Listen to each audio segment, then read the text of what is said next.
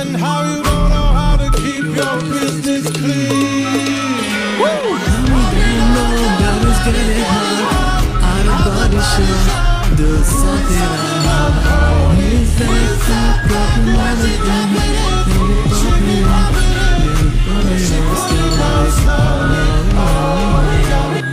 Hello hello hello hello everyone, আসসালামু আলাইকুম। কেমন আছো সবাই? আমি আবার একটা ওয়ান শট নিয়ে চলে এসেছি।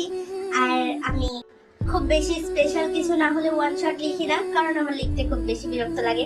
আমি ফার্স্টেই তোমাদের কাছে একটা আর্জি জানাতে চাই, তোমরা যদি কেউ আমাকে মানে ওয়ান শট একটু রোমান্টিক ওয়ান শট লিখে দিতে চাও, তাহলে আমার ইনস্টাগ্রামে অ্যাড হয়ে আমাকে দিতে পারো। আর কারণ আমার লিখতে মন চায় না। আর সেকেন্ড কথা হচ্ছে, আমি স্টোরিটা লিখেছি আমার মেয়ে আরোহীর জন্য। ওর ফেক বার্থডে আজকে। শুনে হয়তো তোমাদের হাসি পাচ্ছে যে ফেক বার্থডে কেমনে হয়, বাট ওর এটা কাগজে কলমের বার্থডে, এটা ছোট, এটা ফেক বার্থডে। যাই হোক, তার আবদার, তার 2 বার্থডেতে একটা করে ওয়ান শট চাই, তো আমি মেয়ের আবদার পূরণ করছি আর কি। তার জন্য এটা স্টোরিটার কথা আর কি বলবো। স্টোরিটা অনেক সুন্দর। দাদু আর নাতির এক গিন্নি নিয়ে টানাটানি, মানে নারী বিদ্বেষী জাঙ্কুককে নারীর প্রতি রুচি আনতে তার দাদার একটা নতুন প্ল্যান। যাই হোক, দেখতে থাকো, স্টোরিটা অনেক সুন্দর। আর সবাই বেশি লাইক করো, কমেন্ট করো, সাবস্ক্রাইব করতে ভুলো না, আর স্টোরিটাকে শেয়ার করো। চলো শুরু করি। একটা বড় ম্যানশনের ডাইনিং টেবিলে বসে আছে একজন বৃদ্ধ লোক। বয়স হবে 60 বছর। তার মুখে হাসি নেই। হরেক রকমের খাবার সামনে থাকলেও সে মুখ বেজার করে বসে আছে। তিনি হয়তো কারোর জন্য অপেক্ষায়। সরি দাদু, লেট হয়ে গেল। ফাইলগুলো চেক করছিলাম ঠিকঠাক আছে কিনা। জানোই তো আজ কত ইম্পর্টেন্ট একটা ডিল আছে। সারাক্ষণ শুধু কাজ কাজ আর কাজ। আমার ভালো লাগে না জাঙ্কুক, বোর হই আমি বাসায়। এক হয়েছে জিন, সবসময় শুধু শাসন করতে থাকে। এটা খাবে না, ওটা খাবে না, ওষুধ খাও, ঘুমাও। তাই এবার আমি চাই বাড়িতে একটা মিষ্টি বউ আসুক, যে আমার সাথে হাসবে, গল্প করবে, সারাক্ষণ আমার সাথে থাকবে। বুঝলে জাঙ্কুক? দাদু, এই বুড়ো বয়সে এসে তুমি এগুলো চাও? এই বয়সে সবাই চায় তার একাকিত্বের সঙ্গী কেউ থাকুক। তোর দাদি তো কবে আমাকে একা করে চলে গেছে। এখন কি আমি তোর কাছে এটুকুও চাইতে পারি না? কেন পারবে না? আমি কালকের মধ্যে নতুন বউয়ের ব্যবস্থা করে দিচ্ছি। এখন আমি যাই দাদু, কেমন? দোয়া করো। জাঙ্কুক বেরিয়ে চলে গেল। গঙ্গিও তো মহা খুশি। কতদিন হলো জাঙ্কুককে বিয়ে করতে বলে রাজিই হয় না। আজ এত সহজে মেনে যাবে সে ভাবেনি। মিস্টার গঙ্গিওর আপন বলতে শুধু আছেই এই নাতি। টাকা পয়সার অভাব নেই তার। গঙ্গিওর একমাত্র ছেলে ছিল নামজুন, আর তার একমাত্র সন্তান জাঙ্কুক। জাঙ্কুক যখন ছোট ছিল তখন তার মা জেনি নামজুনকে ঠকিয়ে তার সবকিছু নিজের নামে করে নিয়ে অন্য একটা ছেলের হাত ধরে চলে গেছে। 8 বছরের জাঙ্কুকের কথাও ভাবেনি জেনি। ভালোবাসার নারী, নিজের কষ্টের দাঁড় করানো ব্যবসা, টাকা, ক্ষমতা সবকিছু হারিয়ে ভেঙে পড়ে নামজুন। এত কিছু সহ্য করতে না পেরে সুইসাইড করে। জাঙ্কুক একদম একা হয়ে যায়। তখন থেকেই জাঙ্কুককে আগলে বেঁচে ছিল গঙ্গীয় ও তার স্ত্রী লিসা। জাঙ্কুকের যখন 17 বছর বয়স হলো, তখন লিসাও রোগে আক্রান্ত হয়ে মারা যায়। এরপর থেকেই দাদু নাতির একার জীবন। মেয়েদের বিশ্বাস করে না জাঙ্কুক। ছোট থেকে দাদি আর জিনকেই বিশ্বাস করে। জাঙ্কুক এই 2 নারীকেই ভরসা করতে পারে। জিন ওদের মেয়েট ছিল আগে থেকেই, অনেক বিশ্বস্ত সে। এখন বয়স হবে 40। জাঙ্কুককে নিজের সন্তানের মতো আগলে রেখেছে সবসময়, বড় করেছে সে নিজে। জাঙ্কুকের বয়স এখন 27 বছর। গত 5 বছর হলো দাদুর ব্যবসার হাল ধরেছে। এখন জিওন কোম্পানি কোরিয়ার নাম্বার 1 কোম্পানি, যার সকল ক্রেডিট জাঙ্কুকের। গঙ্গিওর একটাই মাত্র চাওয়া, মরার আগে তার নাতির জীবনে কেউ আসুক, যে তাকে ভালোবেসে আগলে রাখবে, তার যত্ন করবে, তার একাকিত্বের সঙ্গী হবে। পরের দিন সকালে গঙ্গির চোখ কপালে। বাড়ি ভর্তি মহিলাদের আনাগোনা। কারোর বয়স 45 তো কারোর আবার তার থেকেও কম। কিন্তু প্রশ্ন হলো, এত মহিলা তার বাড়িতে কি করছে? জিন সোফায় মাথায় হাত দিয়ে বসে আছে। গঙ্গিও গিয়ে সোফায় বসে জানতে চাই এরা কেন এসেছে। জিন কিছু বলার আগে জাঙ্কুকের কণ্ঠ ভেসে আসে। ওনারা সবাই তোমাকে বিয়ে করতে ইচ্ছুক দাদু। এখন দেখো তোমার বউ হিসেবে তুমি কাকে পছন্দ করবে। মানে কি জাঙ্কুক? আমি কখন বললাম আমি বিয়ে করব? আমার বিয়ে করার বয়স আছে নাকি? কেন, তুমি না কালকে বললে বাড়িতে একটা বউ চাও যে তোমার একাকিত্ব দূর করবে? আমিও তো বললাম আজকে ব্যবস্থা করে দিব। বাদর ছেলে, আমি তোমার বউ আনার কথা বলেছি, আমি বিয়ে করতে চাইনি। এক্ষুনি এদের বিদায় করো আমার চোখের সামনে থেকে। মেয়েগুলো কত আশা নিয়ে এসেছিল এই সাম্রাজ্যের রানী হতে। বুড়ো তো দুদিন পরেই মরে যেত, কিন্তু তাদের লাইফ সেটেল হয়ে যেত। তার হলো না, সবাই চলে গেল মুখটা বেজার করে। জাংকুক তাদের কতগুলো টাকা অফার করেছিল মাত্র এই বুড়োকে একটু সঙ্গ দেওয়ার জন্য। সবাই চলে যেতেই গঙ্গীয় রাগী চোখে জাংকুকের দিকে তাকায়। দেখ জাংকুক, আমি আর কিচ্ছু শুনতে চাই না। তুই বিয়ে করে বউ আনবি, এটা আমার শেষ কথা, ব্যাস। দেখো দাদু, আমি কোনো নারীকে ভরসা করি না। যদি এই বাড়িতে বউ আসে তাহলে তোমার বউ আসবে, আমি বিয়ে করব না। তাই আমাকে এগুলো বলবে না, ব্যাস। সুগা, আমি অফিসে গেলাম। তুই আর মামনি মিলে দাদুকে চেক আপ করতে নিয়ে যাস, দাদুর মাথার সমস্যা হচ্ছে। গঙ্গীয়র মনটা আবারও বেজার হয়ে গেল। এখন ওনাকেই কিছু একটা করতে হবে, এই জাংকুককে বুঝিয়ে কোনো কাম নেই। সেদিন গঙ্গীয় সুগার সাথে কিছু একটা প্ল্যান করে। সুগা হলো জিনের ছেলে, এখন জাংকুকের secretary plus best friend. Sugar বাবা লিমিন হো বিজনেসম্যান ছিল, তার নেশা ছিল নারী, তাই জিন চলে এসেছিল সুগাকে নিয়ে। সুগা ছোট থেকে এই বাড়িতে বড় হয়েছে, জাংকুকের সাথে বড় হয়েছে, এই বাড়িরই ছেলের মতো। আর ছোট থেকেই তাদের দুজনের বন্ডিং খুব ভালো, তারা ছোট থেকেই বেস্ট ফ্রেন্ড। সন্ধ্যায় জাংকুক নিজের কেবিনে কাজ করছিল। সুগা হাতে একটা ফাইল নিয়ে ঢোকে, তাকে দেখে মনে হচ্ছে সে ভয় পাচ্ছে। জাংকুক তখন অনেকগুলো ফাইল সাইন করতে ব্যস্ত ছিল। সুগা এই সুযোগটাই লুফে নেয়। জাংকুক, তুই ফাইল চেক করছিস? এই ফাইলটাতে আগে সাইন করে দে তো, এটা অনাথ আশ্রমের। দাদু বলল আগে এটাতে সাইন করতে। ফাইলটা নিয়ে দাদু নাকি আশ্রমে যাবে। একদমই কথাগুলো বলে সাইড হয়ে দাঁড়ায় সুগা। জাংকুক ফাইলটা নিয়েই সাইন করে দিল। অনাথ আশ্রমের বিষয়ে সে নাক গলাতে চায় না, তাই এইগুলা পড়ার প্রয়োজনও বোধ করলো না। এই অনাথ আশ্রম তার ইগো হার্ট করেছে, তার ইগোর সাথে চ্যালেঞ্জ করেছিল, তাই তো সেই অনাথ আশ্রমে যাওয়াই বন্ধ করে দিয়েছে জাংকুক। জাংকুকের ইগোর সাথে লাগতে আসে, তার ইগো কোনোদিনও টলবে না, আর না সে কোনো নারীকে কোনোদিনও ভরসা করবে।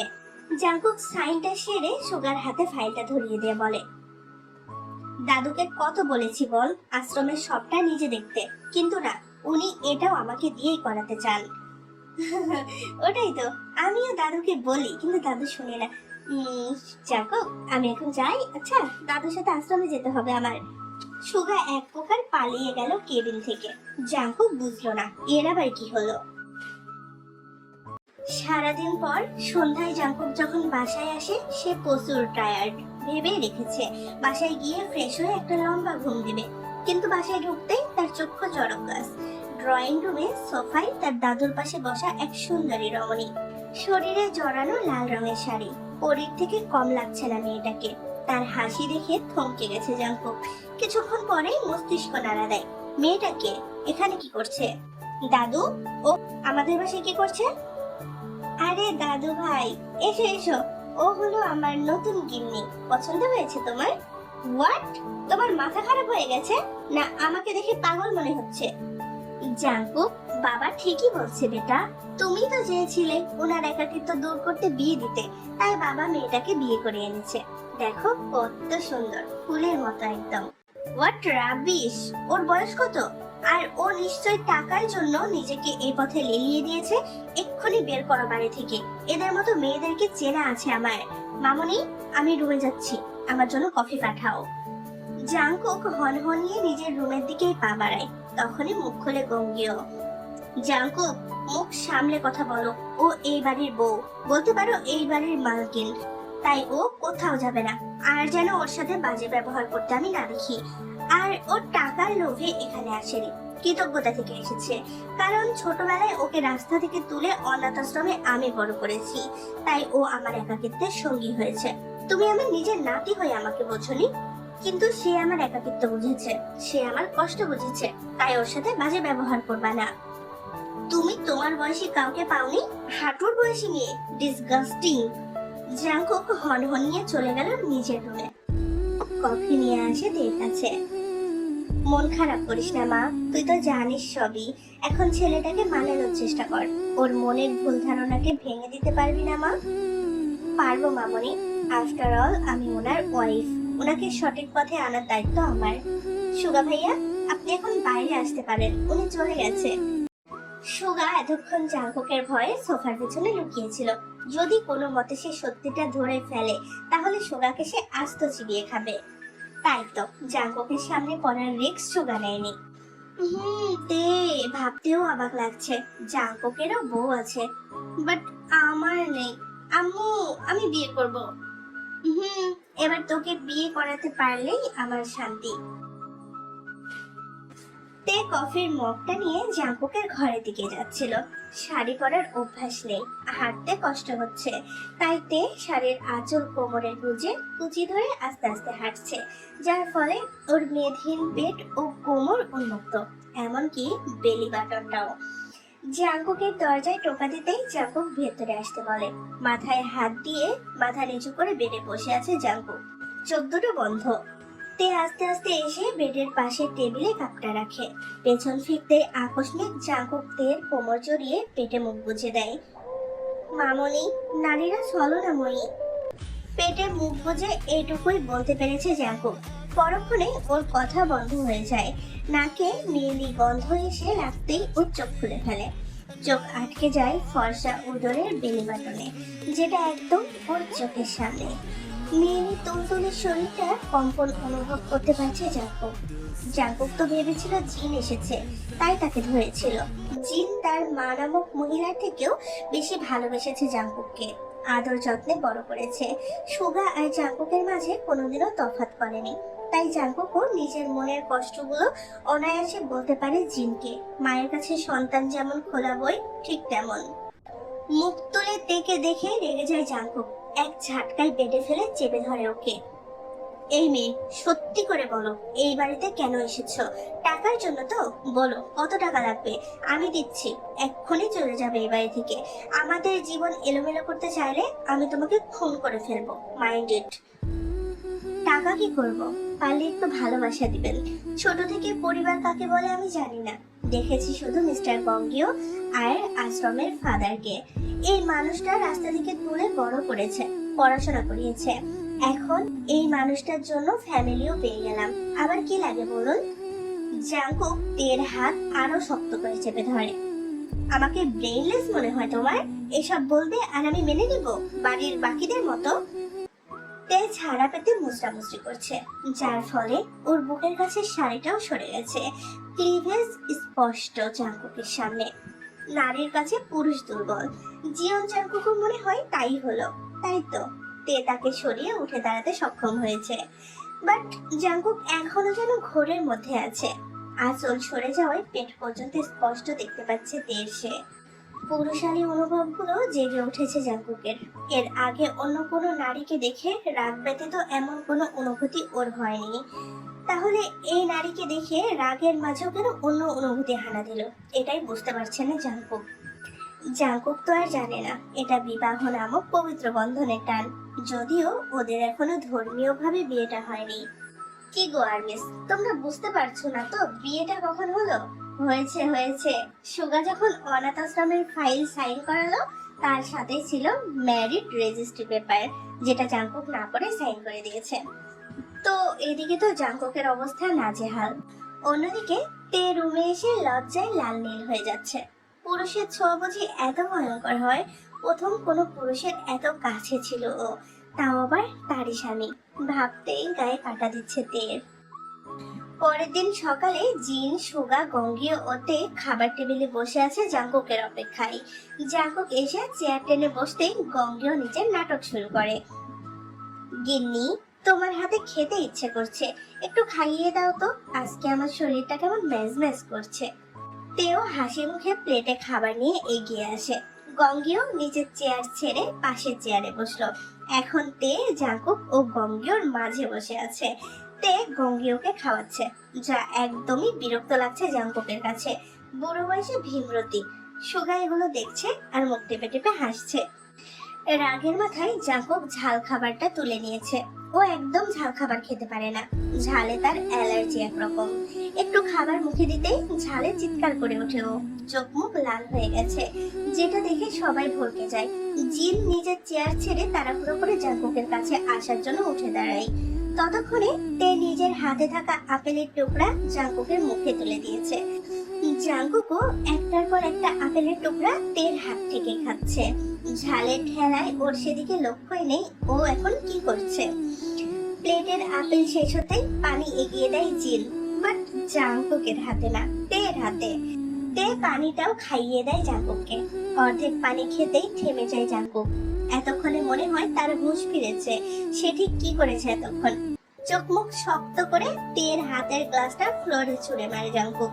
হনহনিয়ে বেরিয়ে যায় মেনশন থেকে। সেদিন সারাদিন বাসায় ফেরেনি জাঙ্কুক। তের রাগ সারাদিন সুগার ওপর দেখিয়েছে। বেচারা সুগাকে সারাদিন খাটিয়ে মেরেছে। সন্ধ্যায় ক্লান্ত হয়ে বাড়ি ফিরেছে সুগা, বাট জাঙ্কুক আসেনি। রাত বাজে তখন 12টা।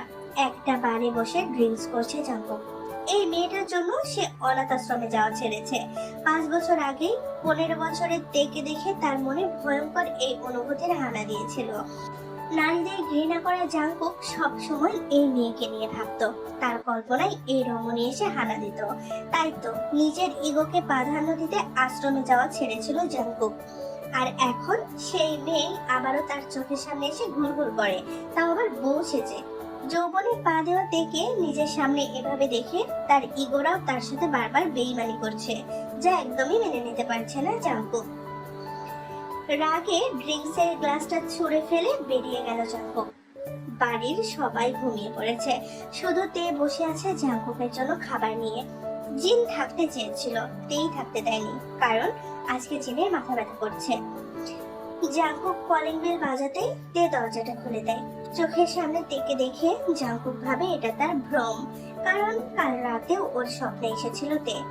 জাঙ্কুক দেখে জাপটে জড়িয়ে ধরে, যেটা একদমই আশা করেনি তে। কেন জ্বালাচ্ছ আমাকে? 5 বছর আগে বলেছিলাম না আমার সামনে আসবে না তুমি। তোমার উপস্থিতি আমার সবকিছু এলোমেলো করে দেয়। আমি নারীদের ঘৃণা করি। তোমরা চলো না মই। 15 বছরের কিশোরীর মনে হানা দেওয়া প্রথম পুরুষ আপনি। প্রথমে অনুভূতিটা না বুঝলেও আপনার করা অপমানে মনে অভিমানের পাহাড় জন্মেছিল। বড় হওয়ার সাথে সাথে বুঝেছি সেই অভিমানগুলো ভালোবাসায় রূপ নিয়েছে জিয়ান সাহেব। একটু ভালোবেসে দেখুন, ঠকবেন না। তের চোখ থেকে পানি গড়িয়ে পড়ে। জাঙ্কুকের বুকের অংশ ভিজে গেছে। জাঙ্কুকের মায়া হলো, বাট পরেই মনে হলো আসলে মেয়েরা অভিনয় করতে সেরা। রাগের মাথায় তেকে টেনে সোফায় ফেলে ওর উপর চড়ে আসে জাঙ্কুক। কোনো নারী ভালো হতে পারে না।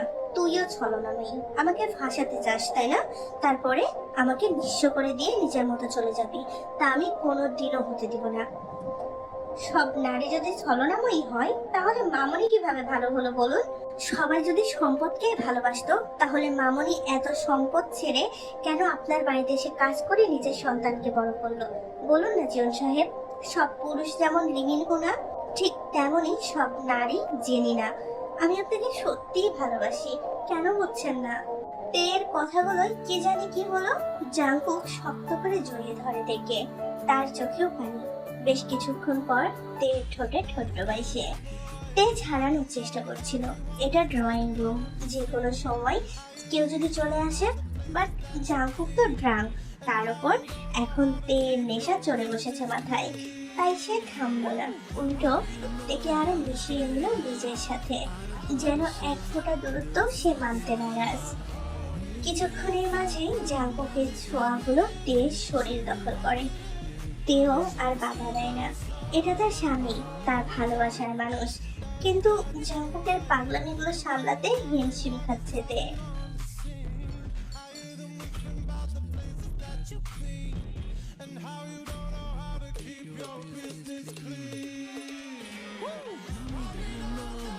বেশ কিছুক্ষণ থেকে পাগল করার পর মেইন প্রসেসে যাবার আগে জাঙ্কুক ঘুমিয়ে পড়ে, তাও আবার তের উপরে। তের জান যায় অবস্থা, কোনো মতে জাঙ্কুককে পাশে শোয়ায়। এই আটার অবস্থাকে বুকে নিয়ে সে কিভাবে নিঃশ্বাস নিবে? কিন্তু বাঁধন থেকে বের হতে পারলো না তে। জাঙ্কুক এতটাই শক্ত করে ধরে আছে তাকে। ভাগ্য ভালো তে আজকে শাড়ি পরেনি, কোনো মতে নিজেকে ঠিকঠাক করে সেভাবেই শুয়ে পড়ে। জাঙ্কুককে দেখতে দেখতে তেও ঘুমিয়ে যায় ওরই বুকের মাঝে। সকালে জিন প্রথমে ঘুম থেকে ওঠে। ড্রয়িং এ এসে দেখে জাংকুক সোফায় অন্যদিকে ঘুরে ঘুমাচ্ছে। জাংকুকের কিছু হলো কিনা ভেবে কাছেই এগোতে যাবে, তখনই চোখে পড়ে জাংকুকের পায়ের মধ্যে একজোড়া কোমল পা। জিন মুস্কি হেসে আবারও নিজের ঘরে চলে যায়। এবার উঠে আসে মিস্টার গঙ্গিও। শরীরে শক্ত কিছুর খোসায় ঘুম ভাঙে জাংকুকের। চোখ খুলতেই তের ঘুমন্ত মায়ামাখা মুখটা দেখতে পায়। আশেপাশে কি হচ্ছে সেদিকে খেয়াল নেই জাংকুকের। মায়া ভরা চাহনিতে সেও তাকিয়ে আছে সেই মায়াময়ীর মুখের দিকে। গঙ্গিও আবারও নিজের লাঠি দিয়ে খোঁচা দেয় জাংকুককে। কি গো দাদু ভাই, সকাল হতে আমার গিন্নিকে আমি খুঁজে পাচ্ছি না, আর তুমি আমার গিন্নিকে বুকে নিয়ে ঘুমাচ্ছ, এটা কি ঠিক দাদু ভাই? জাংকুক হুড়মুড়িয়ে উঠে পড়ে, যার ফলে তে ধপাস করে ফ্লোরে পড়ে। পরিস্থিতি বুঝে আসতেই তে লজ্জায় নুয়ে পড়ে। এবার মুখ খুলে জাংকুক। শোনো বুড়ো, নিজের বউকে ধরে রাখো। আমার জন্য রাত 1টার সময় খাবার নিয়ে যেন আর বসে না থাকে। কখন আবার কি খেয়ে ফেলি বলা যায় না। কথাটা বলে বাঁকা হেসে চলে যায় জাংকুক। তে তো লজ্জায় মরি মরি অবস্থা। তার মুখের লাল নীল রঙের আভা দেখে গম্ভীর বলে, এই যে গিন্নি, এত লজ্জা পাওয়ার মতো কিচ্ছু হয়নি, তা আমি বুঝে গেছি। এমন কিছু হলে এমন চ্যাটাং চ্যাটাং কথা বলে আমার নাতি চলে যেত না, লাগতো হয়ে তোমার পেছন পেছন ঘুরতো, যেমনটা আমি নিজে ঘুরতাম তোমার দাদির পেছনে। তে আর নিতে পারলো না, লজ্জায় দৌড়ে নিজের ঘরে চলে গেল। এরপরে কেটে গেছে 1টা মাস। এই 1 মাসে গঙ্গীয় জাংকুককে দেখিয়ে দেখিয়ে তের সাথে ঢং করেছে। সুগা সবসময় খুঁচিয়ে খুঁচিয়ে তের গুণগান করতে থাকে জাংকুকের সামনে। জিন ইচ্ছে করে বারবার এটা ওটা নিয়ে তেকে জাংকুকের কাছে পাঠায়, আর তে জাংকুকের সামনে আসলেই লজ্জাপতি লতা হয়ে যায়। এই সব কিছু মিলিয়ে জাংকুকের হাল নাজেহাল। প্রতি রাতে তের জন্য তার হয় ঘুম নষ্ট হয়, আর না হয় তার মূল্যবান ডিএনএ। এইসব আর মেনে নিতে পারছে না জাংকুক। সে বুঝে গেছে এই মেয়েকে তার চাই চাই। তেকে ভালোবেসে ফেলেছে সে, কারণ নারীর প্রতি ঘৃণাটা তার এখনো আছে। শুধু জিনের সাথে তে যোগ হয়েছে। এখন তেকে দেখলে ওই ঘৃণাটা কাজ করে না। বর্তমানে ড্রয়িং রুমে সবার সামনে দাঁড়িয়ে আছে জাংকুক। সবাই হাঁ করে তাকিয়ে আছে তার দিকে। এই তো কিছুক্ষণ আগের কথা।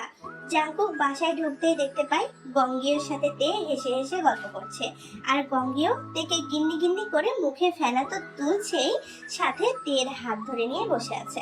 তাও না হয় ঠিক ছিল, এখন আবার মুখে তুলে খাইয়েও দিচ্ছে, আর তে লজ্জায় রাঙা বউ হয়ে বসে আছে। আর সহ্য হলো না জাংকুকের, এক ঝাটকায় তেকে টেনে তুলে নিজের কাছে আনে। তারপরেই ড্রয়িং রুমে বোমাটা বিস্ফোরণ করে সে। শোনো বুড়ো, এই বুড়ো বয়সে তোমার পাশে এই কচি বউ মানায় না। সে তুমি যতই রং ঢং করো না কেন, কোন দিন পাখি অন্য কোথাও উড়ে চলে যাবে। তাই বলছি আমাকে দিয়ে দাও, অন্তত এই বাড়িতেই থাকবে। তোমার গল্প করার মানুষ তো হবে, তোমার একাকিত্ব জীবন লাঘব হবে, বুঝলা? এই কথা শোনার পর থেকে সবাই চোখ বড় বড় করে তাকিয়ে আছে জাংকুকের দিকে। গঙ্গীয় ইচ্ছাকৃত নিজের মুখটাকে শক্ত করে তের হাত ধরে টেনে আনে নিজের কাছে। শোনো নাতি, আমি তো 2 দিন পরেই মরে যাব। যদি আমার গিন্নিকে কেউ ভালোবেসে আগলে রাখতে চায়, তাহলে আমি নিজেই তার হাতে আমার গিন্নিকে তুলে দিব, বাট তোমাকে কখনো দিব না। মানে কি? হ্যাঁ, আমি তাকে ভালোবেসে আগলে রাখতে পারবো না বলে মনে হয় তোমার? তুমি জানো আরো 5 বছর আগে থেকে আমি ওকে ভালোবাসি, শুধু আমার ইগোর জন্য স্বীকার করিনি তাই। সুগা এক ধাপ এগিয়ে এসে দাঁত কেলিয়ে বলে, দোস্ত আমি জানতাম এটা, আর আমি দাদুকে বলেছিলাম তের সাথে বিয়ের কথা। ভালো করেছি না? শালা, আমি তেকে ভালোবাসি জেনেও তুই দাদুকে তেকে বিয়ে করাতে পারলি? আমিও তোর জিমিনার অন্য জায়গায় বিয়ে দিয়ে দিব। মুহূর্তেই সুগার হাস্যোজ্জ্বল মুখটা চুপসে গেল। সে আর এক ধাপ এগিয়ে এসে বলে, দেখ ভাই, এমনটা করিস না। আমার একটা মাত্র জিমিনা, মা আর দাদুকে আজকেই রাজি করিয়েছি বিয়ের জন্য। প্লিজ আমার বিয়ের গাড়িটা এভাবে তুই ফিরিয়ে দিস না ভাই। আর তের বিয়ে তো দাদুর সাথে হয়নি, তোর সাথে হয়েছে। তে তোর বিয়ে করাবো, যা ঘরে নিয়ে যা, বাসর কর, যা মনে চায় তাই কর, কিন্তু আমার জিমিনার বিয়ের কথা ভুলে যা ভাই, প্লিজ। সুগা তো হুড়মুড়িয়ে সবকিছু বলে দিয়েছে। এদিকে সবাই ভয়ে কাচুমাচু করে বসে আছে। গঙ্গীও তো পারে না সুগার মাথাটাই ফাটিয়ে দেয়। জাংকুক রাগী চোখে তাকিয়ে আছে সবার দিকে। জিন আস্তে ধীরে জাংকুককে সবটা বুঝিয়ে বলে। অবশেষে জাংকুক মেনে যায়। এখন যে হক হুজুরের সামনে বসে আছে টেকুক। ধর্মীয়ভাবে তাদের বিয়েটা পড়ানো হলো রাত 10টায়। এরপরে যে যার রুমে চলে আসে। জাঙ্কুকও টেকে কোলে করে রুমে আসে। এই সময়ের মধ্যেই সুগা জাঙ্কুকের বাসর সাজিয়ে দিয়েছে, যার বিনিময়ে জাঙ্কুক বলেছে সে জিমিনের বিয়ে অন্য কোথাও দিবে না। বেচারি সুগা, তার জিমিনাকে পাওয়ার জন্য কত কষ্টই না করতে হলো। এটুকু সময়ের মধ্যে কত ধকল গেল তার উপরে এই বাসরটা এত সুন্দর করে সাজাতে। তবে সে অনেক মনোযোগ দিয়ে কাজটা করেছে। পুরো রুমে লাল গোলাপ আর বেলি ফুলের সুগন্ধে ভর্তি, সাথে সুগন্ধি ক্যান্ডেল যেন আরো মোহময়ী করে তুলেছে রুমটাকে। একদম একটা রোমান্টিক ভাইবে সাজিয়ে দিয়েছে সুগা। জাঙ্কুক বাঁকা হেসে বধূ বেশে দেখে খাটে বসিয়ে বলে, রেডি তো পানিশমেন্টের জন্য মিসেস জিয়ন? তে একটু ভরকে যায় জাঙ্কুকের গলা শুনে। কিছু একটা ছিল সে কণ্ঠে, তাই তুতলিয়েই বলে, কি কিসের পানিশমেন্টের কথা বলছেন আপনি? এই যে এই 1 মাস আমার ঘুম আর আমার মূল্যবান ডিএনএ নষ্ট করার শাস্তি, বেবি ডল। বলে শাস্তি প্রসেসিং শুরু করে।